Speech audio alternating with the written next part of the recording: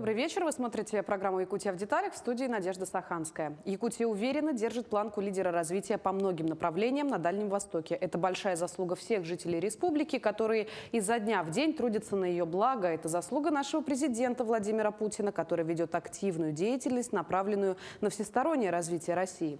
А также в этом есть большой вклад главы Якутии Айсена Николаева и его команды, которые консолидируют все силы, знания и умения для того, чтобы мы с вами жили в комфортных условиях. А Якутия продолжала активно развиваться и только наращивать темпы.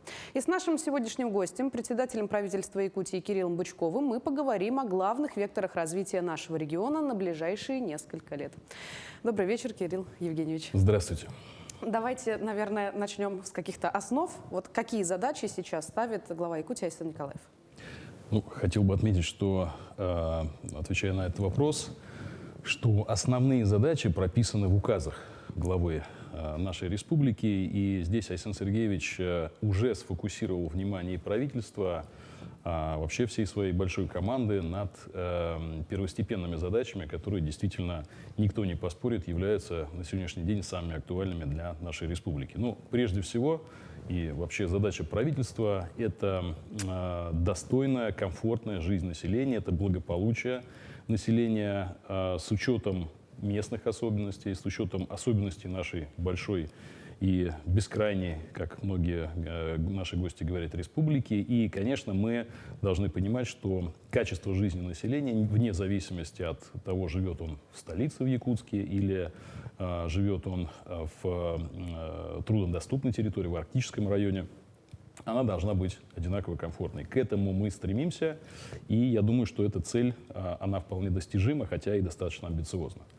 В этой связи, говоря о самом главном указе, наверное, это первый указ, который Айсен Сергеевич подписал на своем новом сроке, это указ по мерам по борьбе с бедностью. Это проблема, которая стоит сейчас в целом перед всей страной, и снижение уровня бедности ставится как основная из задач руководителем регионов и президентом нашей страны Владимиром Владимировичем Путиным. И, собственно говоря, в этом направлении складываются основные точки применения и компетенции работы правительства, и, конечно, все наши программные задачи, они строятся вокруг того, чтобы к 2029 году сократить уровень бедности по сравнению с 2022 годом в 2 раза. То есть это, по сути, в цифрах, если, то это где-то 70 тысяч наших жителей будут выведены из-за черты бедности. Это достаточно большое количество, но вполне реализуемая задача. Я считаю, что, наверное, важнее этой задачи что-то сложно себе представить, понимая, что, решая ее, мы будем решать большое количество сопутствующих проблем. Конечно, не будем забывать о таких важных направлениях, как экологическая безопасность. Это был, собственно, первым указом, который Айсен Сергеевич подписал на своем первом сроке. Этот указ, конечно же, находится в постоянной динамике. Он не только мониторится, не только реализуется, но и актуализация его происходит достаточно периодически, потому что мы понимаем, что какие-то мы задачи достигаем, какие-то задачи вновь появляются у нас на горизонте, и мы должны на них оперативно реагировать, на эти вызовы, которые дает нам развитие промышленности, развитие жизнедеятельности населения и наших инвесторов, инвестиционные проекты. И в этой части, конечно, вопросы экологии, они никогда не сойдут с повестки дня, никогда не снизится их актуальность, и, конечно, на этом будет очень большой фокус продолжать находиться у правительства. Конечно, задача здравоохранения, задача образования и соответствующие указы главы – это также фокусы для целеполагания правительства. Здесь очень много зависит действительно от совместной работы, от качественной межведомственной работы, но и вы в начале вашего слова вступительного сказали, безусловно, о важнейшем факторе нашего успеха – это поддержка президента Российской Федерации. Во-первых, мы очень горды, что таким единодушием мы выступили на голосовании, на выборах главы государства. И, конечно, мы полностью понимаем, осознаем, что такая поддержка президента дала нам и дает, и будет давать очень большие возможности для развития и для повышения качества нашей жизни. Прежде чем мы продолжим нашу с вами сегодняшнюю беседу, я хочу напомнить для наших зрителей, что мы работаем в прямом эфире, и задать вопрос гостю программы можно по телефону 42 14 39 или по номеру горячей линии в мессенджере Telegram 914 235 05 02. Скажите, а вот Якутия занимает первое место на Дальнем Востоке и 7-е место в стране по естественному приросту. Что поспособствовало такому прорыву? Ну, конечно, здесь задача эта решалась комплексно. Я не могу сказать, что на сегодняшний момент мы достигли своих целевых результатов, а самое главное, что мы достигли своих лимитов возможностей. Действительно, по рождаемости Якутия находится на лидирующих строчках, безусловное лидерство на Дальнем Востоке. И это 8-е место в нашей стране. Конечно, это фактор, который слагается из многих составляющих. Это и поддержка многодетных семей, это и активнейшая политика по развитию инфраструктуры здравоохранения, но это, конечно, и в целом комплексная демографическая и семейная политика. Здесь я опять же скажу, что, наверное, таким основным фактором возможностей для нас послужила реализация национальных проектов. Вот мы уже заканчиваем 5-летний цикл их реализации. Очень отрадно, что президент Российской Федерации продлил действие национальных проектов. Более того, были введены еще 5 новых проектов. И, конечно, в этой части то, что год семьи объявлен в Российской Федерации 2024 год, он очень много накладывает на нас таких, скажем так, обязательств по разработке соответствующих продуктов. Поэтому мы будем эту работу безусловно продолжать. Здесь можно несколько цифр назвать. То, что у нас практически 30 миллиардов рублей было направлено на меры социальной поддержки молодых семей. Мы сохранили капитал «Дети столетия». Это было специально принято решение главы республики. Арсений Сергеевич Николаев продлил эту меру. Она очень популярна, она очень сильно поддерживает молодые семьи. Поэтому я думаю, что сегодня и то, что в 2 раза повышен до 300 тысяч рублей с 2024 года материнский капитал «Семья», единовременно денежная выплата молодой семье при вступлении впервые в брак в возрасте до 25 лет. Вот эти меры, которые на сегодняшний день к прежним добавляются, и я уверен, будут разработаны и новые федеральные. Ну уж, конечно, мы, как регион, который везде стремится сохранять лидерство, и тем более с такими темпами рождаемости, которых мы уже достигли, мы будем разрабатывать и свои меры поддержки республиканские, которые будут в дальнейшем способствовать и увеличению показателей рождаемости. Но ведь где семьи, там и жилье.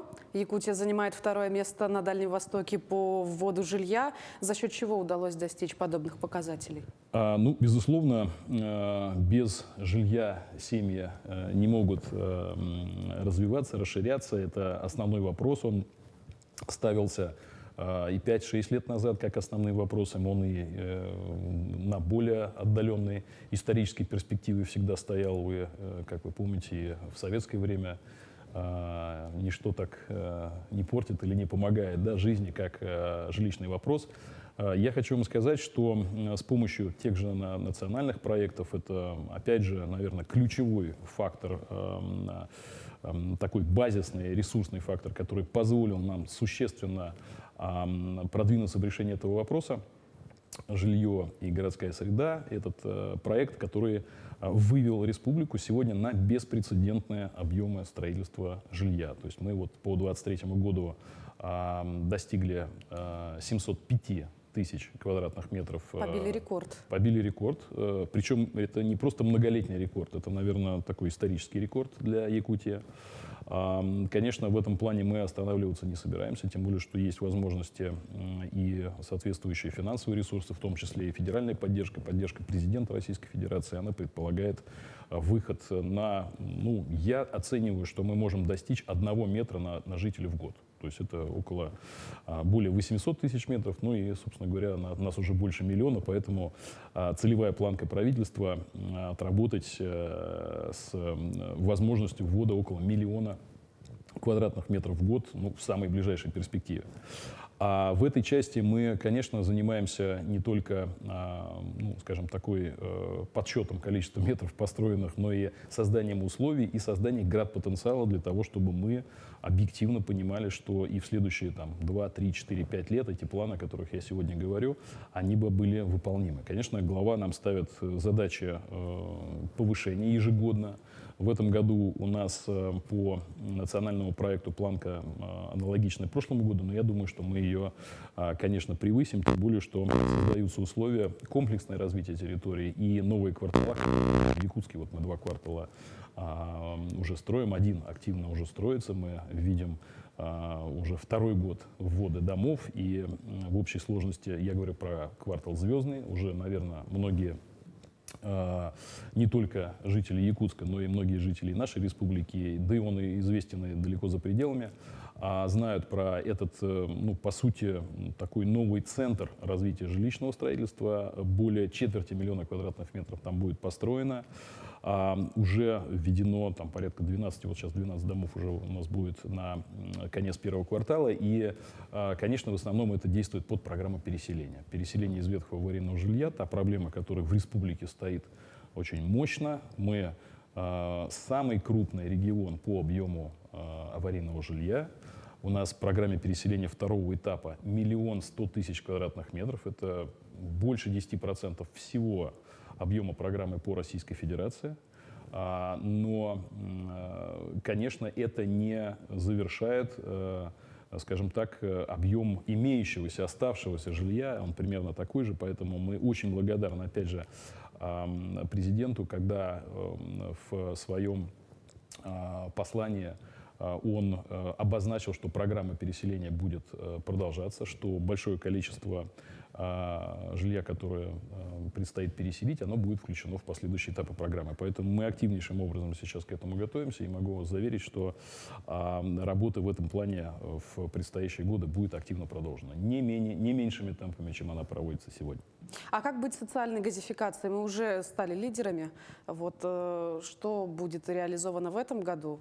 Кажется, в Ленском районе ожидается большая программа по социальной газификации. Ну, кто ей может воспользоваться? Да, вы знаете, это, наверное, такой один из тоже приятных моментов, о которых жителям, когда мы говорим, это вызывает очень большое воодушевление, потому что действительно можно сказать уверенно, что наша республика является, во-первых, мы с опережением темпов идем, мы действительно рекордное количество подключений газа сейчас реализуем, и в целом хочу сказать, что с начала действия этой программы, эта программа также под патронажем президента Российской Федерации находится. Мы в итоге, после того, как Айсен Сергеевич Николаев, глава республики, с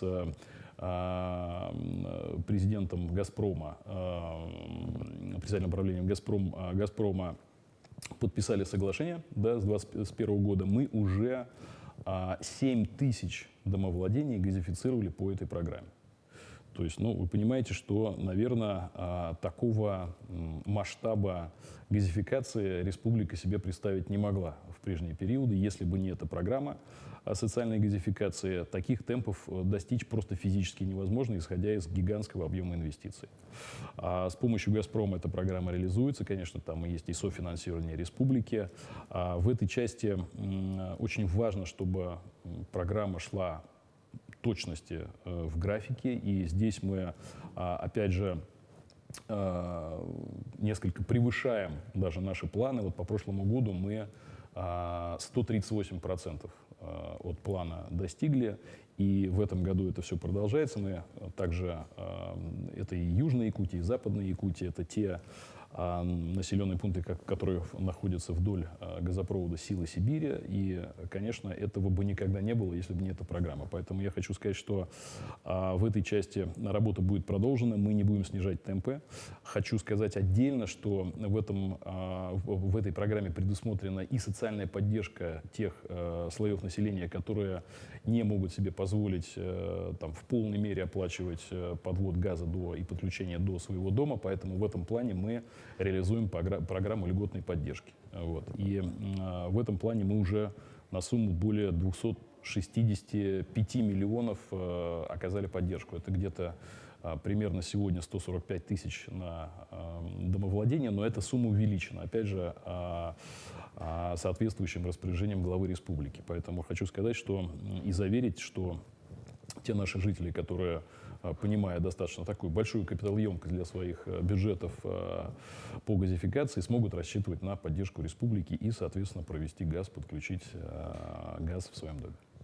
Кирилл Евгеньевич, предлагаю поговорить и о промышленности. Вот за последние 5 лет в сферу промышленности по соответствующей программе было уже трудоустроено свыше 50 тысяч якутян.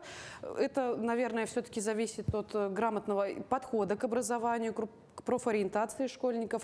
А вот что, на ваш взгляд, послужит успешным продолжением реализации этой программы?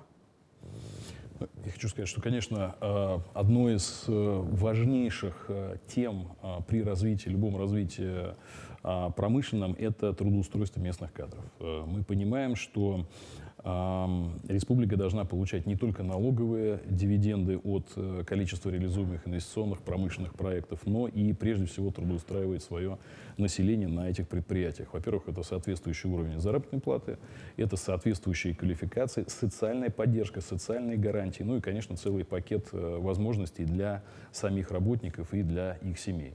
В этой части, если говорить об итогах этой работы, конечно, мы далеки от того, чтобы эту программу считать завершенной или уже находящейся в какой-то там заключительной стадии. С 17 по 23 год, вот как эта программа заработала, было трудоустроено более 60 тысяч наших граждан на предприятия республики по программе «Местные кадры в промышленность».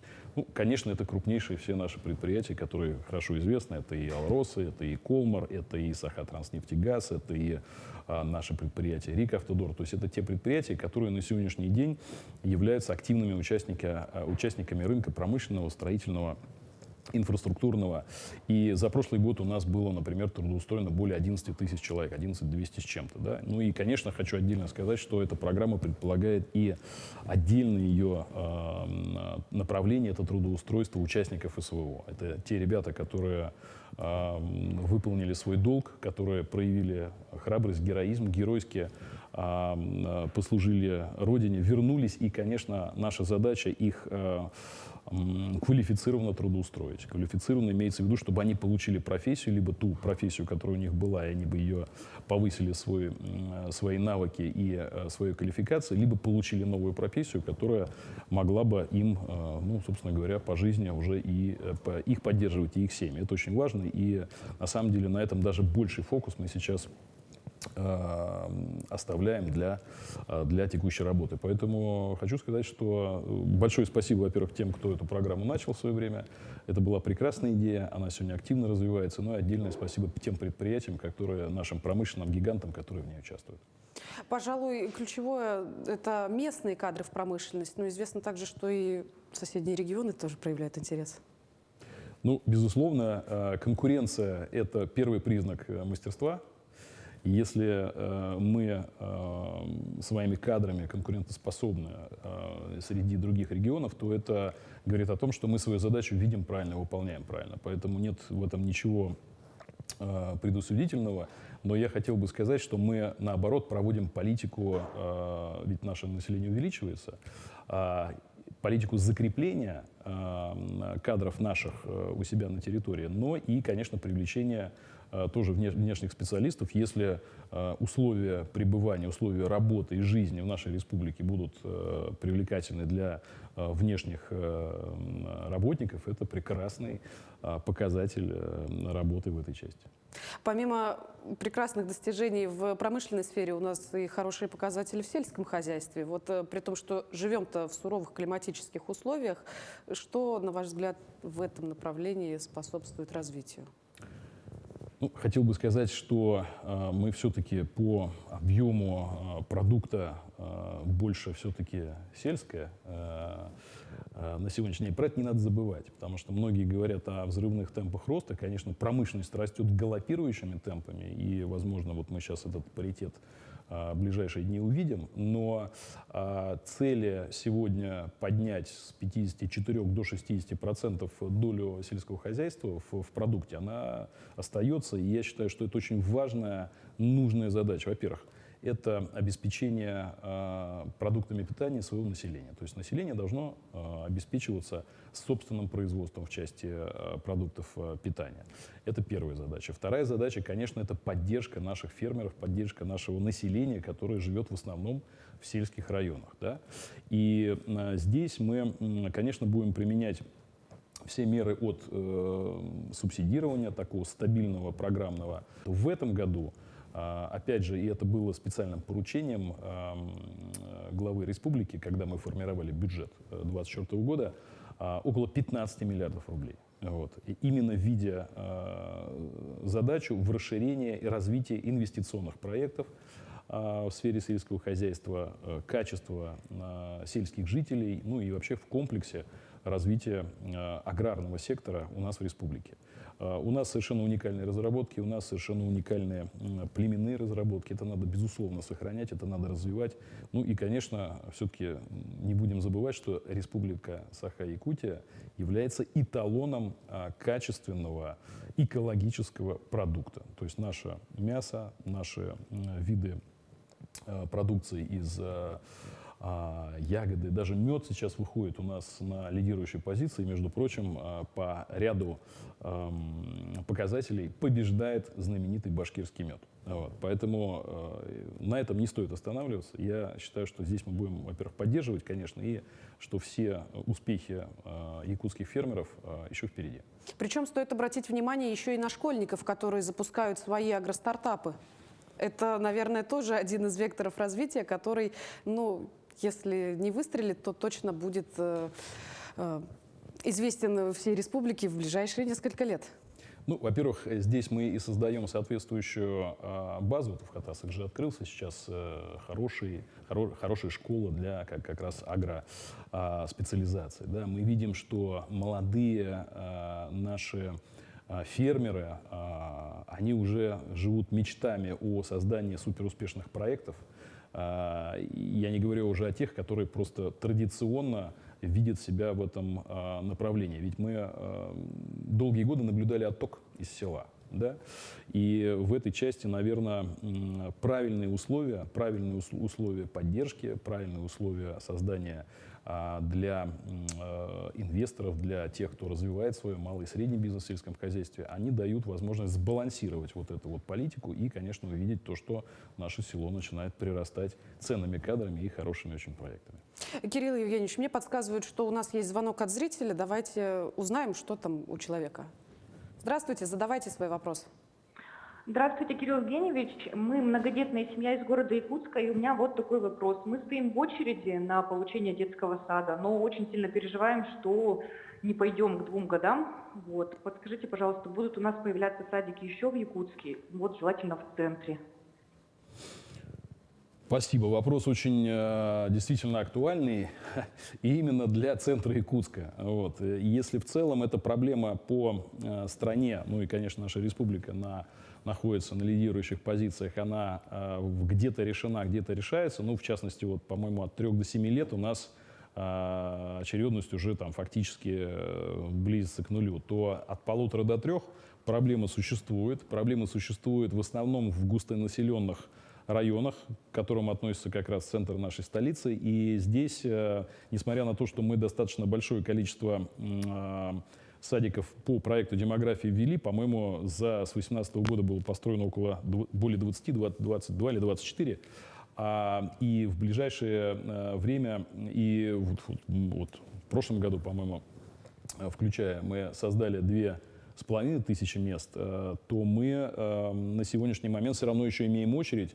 И на 2024-2025 год это где-то 8 тысяч человек, которые подают заявки. Естественно, мы сейчас стремимся обеспечить максимальное количество этих заявок. Уверяю, что в ближайшие годы тоже эта проблема будет решена. Но хочу здесь тоже сказать, что У нас, по счастью, очень большое количество предпринимателей к этой проблеме повернулось с интересом, и у нас более 40 предпринимателей занимаются частными детскими садами. Это хорошая очень форма быстрого сокращения мест в детских садиках.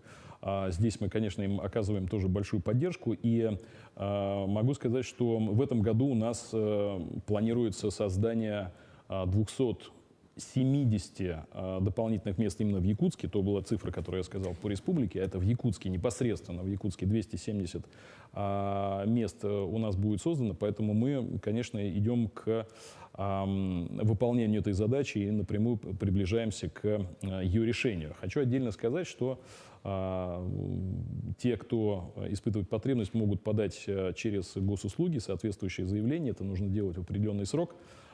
И шансы того, что уже место будет найдено, они, конечно, с каждым годом возрастают. Поэтому я надеюсь, что и ваша проблема тоже будет в ближайшее время решена. Тем более, что, как я уже сказал, поддержка молодых семей и их развитие, расширение – это одна из наших приоритетных задач. Но в этой части, конечно, дошкольное образование – это ключевой фактор для того, чтобы семьи принимали решения о своем расширении. Поэтому уверен, что здесь мы достигнем вместе с вами своих целей и обеспечим вам места для всех желающих. Вот, кстати, если говорить о будущих поколениях, меньше 100 дней остается до международных спортивных игр «Дети Азии». Чего ждать зрителям от такого масштабного мероприятия? Потому что юные спортсмены готовятся вовсю, наверное, не спят днями и ночами для того, чтобы достичь высоких результатов. Ну, конечно, республику можно поздравить с тем, что она в этом году является, принимает большое количество гостей и является центром притяжения детского спорта в нашей стране. Это самое крупное международное детское состязание, детское мероприятие, детское состязание в России. Ну, возможно, даже и одно из самых крупных, если не самое крупное, международное спортивное состязание. Потому что мы на сегодняшний день уже видим около 30 стран, которые подтвердили свое участие. Это для нас, конечно, очень большой вызов, но это и большая честь принимать такое количество зарубежных гостей. Ну и, конечно, для нашей республики, которая была колыбелью этого замечательного события, очень важно провести это все на высочайшем уровне. И 8-е игры действительно в этом плане будут знаковым событием, которое летом этого года случится у нас в республике. Количество участников у нас возрастает с каждым годом. В этом году их, наверное, будет не менее 3000, а может быть даже и цифра будет чуть больше. Пока еще не закрыт финальный лист участников, но в целом хочу сказать, что, безусловно, это будет большим событием и для нашей культурной жизни, потому что, понимая, что на протяжении этих дней у нас достаточно большое количество объектов будет задействовано и для того, чтобы гости могли проникнуться нашими традициями, нашей прекрасной культурой, нашей красотой. Это будет проходить в прекрасное время, июнь-июль месяц, поэтому здесь мы, конечно, особое внимание уделяем досугу наших зрителей и участников. Безусловно, это и важное мероприятие для нашей инфраструктуры спортивной.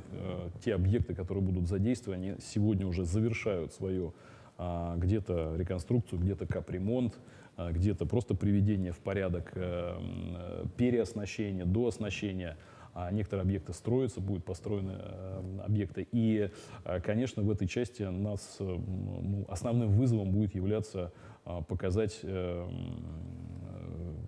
Якутию во всей красе. Поэтому здесь мы, конечно, мы при этом участники, которые с нашей будут наши ребятишки из Якутии участвовать. Мы желаем им больших успехов, большой удачи. Мы рассчитываем на то, что условия будут созданы для того, чтобы они достигли больших результатов. Мы знаем очень много спортсменов, взрослых спортсменов, которые, собственно говоря, из игр «Дети Азии» выросли. Это и олимпийские чемпионы, это и чемпионы мира. Поэтому я считаю, что это важнейшее событие. И, конечно, уверен, что мы проведем его на высоком уровне. Ну и все флаги почти в гости будут к нам, как это было у классика. Не могу не спросить, какое спортивное соревнование вас интересует больше всего, за кого все непременно будете болеть? Вы знаете, я не могу сказать, что своим вниманием я хотел бы ограничить какие-то виды соревновательные, какие-то виды спорта. Сам я достаточно большое время занимался единоборствами и понимаю, что у нас, во-первых, порядка, по-моему, 6 видов единоборств присутствует на играх «Дети Азии», если не больше. Хочу сказать, что, наверное, это одной из такой важнейших площадок для спортсменов, которые соревнуются в этих дисциплинах, будет являться. Это огромная возможность. И, безусловно, я, конечно, буду поддерживать наших борцов и на все виды единоборств обязательно буду зрителем. Во-первых. Во-вторых, конечно, это и наши виды спорта, которые, вот, например, там связанные водные виды спорта, это прекрасная возможность для наших ребят поучаствовать. Это и шахматы, это, то есть, всевозможные. Но и хочу сказать, что одним из таких интересных видов, который будет в этом году представлен, это будет игра Го.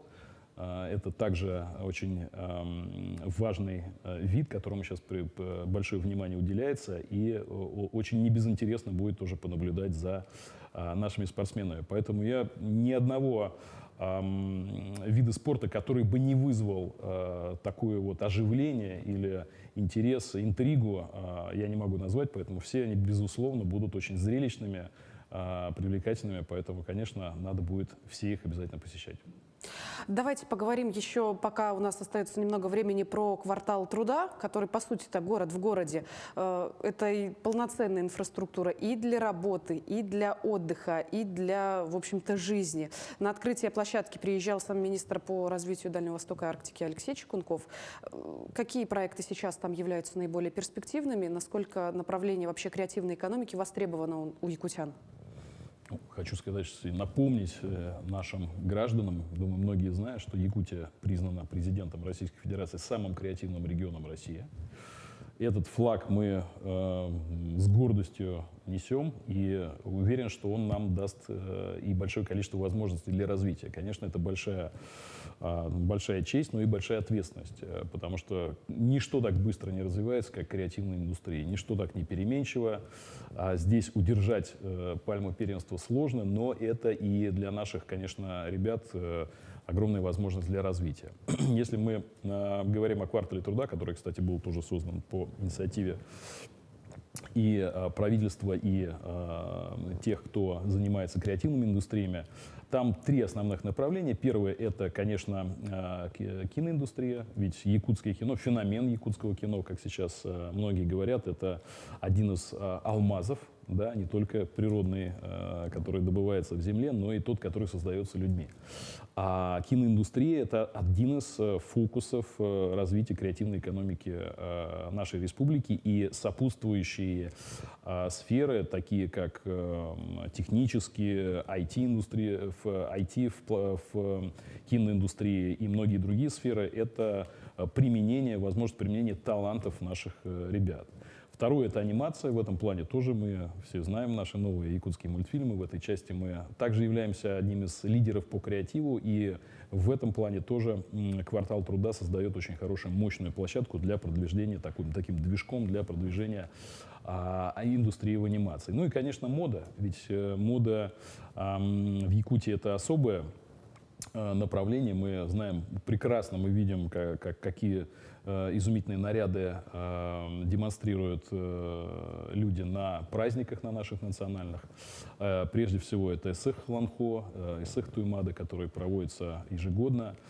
И это всего лишь одна небольшая часть креатива в плане развития именно традиционных промыслов и моды. Поэтому на этой площадке, также в квартале труда, наши модельеры, наши такие креативные ребята, которые в этой сфере трудятся, также могут найти очень хорошие себе возможности для развития и создания новых брендов, новых продуктов и новых образов. Кирилл Евгеньевич, и в завершение нашей беседы поступил вопрос из мессенджера Telegram от нашего зрителя. Вопрос, значит, такой. Тех, кого не устраивает квадраты по переселению жилья в Звездном, сектор С, как решить этот вопрос? Ну, прежде всего хочу сказать, что по существующей методике переселение идет в квадрат, то есть мы не можем предоставить меньше площадь, да, мы можем доставить чуть больше площадь, но площадь чаще всего связана с вот этой квартирографией, с теми помещениями, из которых переезжают люди. Да, поэтому, конечно, мы стремимся создать, во-первых, условия само качество жилья, чтобы оно было современным и отражало явно большую разницу, несмотря на метражи. Да, метраж может быть одинаковый, но качество будет на порядок. И в этой части, конечно, те, кто переехал уже, в частности, в квартал Звездный, они в большинстве своем очень довольны этими условиями. Вот. Следующая программа, которая будет после 2025 года, она будет, наверное, предполагать какие-то более расширенные условия, наверное, для работы по метражу, но мы пока не знаем этих условий. Уверен, что они будут комфортны также для жителей. Но в целом хочу еще раз сказать, что вот много разъездов мы делаем и по улусам, и по разные видим ситуации, как строится жилье, каким качеством, кто доволен, кто недоволен. Мы за это время смогли программу адаптировать таким образом, чтобы практически каждый житель был доволен своим новым жильем. И я думаю, что эта тенденция, она будет продолжаться, и, соответственно, мы будем достигать новых вершин качества в этом плане. Поэтому я уверен, что новая программа как раз осчастливит всех наших жителей. Кирилл Евгеньевич, только хотела с вами попрощаться, а нет, есть еще один вопрос от зрителя. Добрый вечер, задавайте, пожалуйста, свой вопрос. Алло. Да, задавайте свой вопрос. Вы в эфире. Добрый вечер. Я бы хотела задать вопрос. Вот я работаю на скорой помощи, и почему частные машины припаркованы прямо к подъездам, особенно в ночное время? Это невозможно нам не развернуться, ничего. Вот особенно вот если новые квартала строятся, застроены очень сильно дома. Все, спасибо. Спасибо. Спасибо вам большое за вопрос. Но, к сожалению, эта проблема существует в тех микрорайонах, которые уже там строились какое-то время назад, и планировка придворовых территорий, дворовых территорий, она иногда не идеальна. И действительно очень много бывает, просто негде машины ставить, и жители, им приходится и нарушать, и заставлять дворы таким образом, что невозможно проехать. Из-за этого, к сожалению, создаются очень сложные ситуации, в частности, вот с каретами скорой помощи. Но эти вопросы мы в новостройках, вот в новых кварталах, те районы, которые сегодня застраиваются, эти вопросы все учтены. И в планировках территории сейчас не может пройти проект межеваний, собственно говоря, проект не будет утвержден, если его планировка не учитывает вот эти вот особенности проезда и парковок. Вот. Сегодня парковкам уделяется большое значение. Некоторые даже дома имеют и подземные. Сейчас проекты с подземными парковками, но в любом случае вот эта проблема, она решается в новых микрорайонах. Ну и в старых тоже, конечно, мы тоже стараемся. Сейчас есть же программа по гаражам, вот, она же действует, поэтому в этой части мы тоже с городом, еще раз спасибо за вопрос, уточним, как она сейчас развивается, и в случае, если темпы будут недостаточны, мы отработаем, чтобы этот комфорт внести как можно быстрее. Кирилл Евгеньевич, благодарю вас за содержательную беседу. Оказывается, время с вами летит очень незаметно. Всегда будем рады видеть вас в нашей студии. Спасибо вам большое. На этом выпуск программы «Якутия в деталях» подошел к концу. С вами была Надежда Саханская. Смотрите нас по будням в 19:15. Расскажем обо всем в деталях.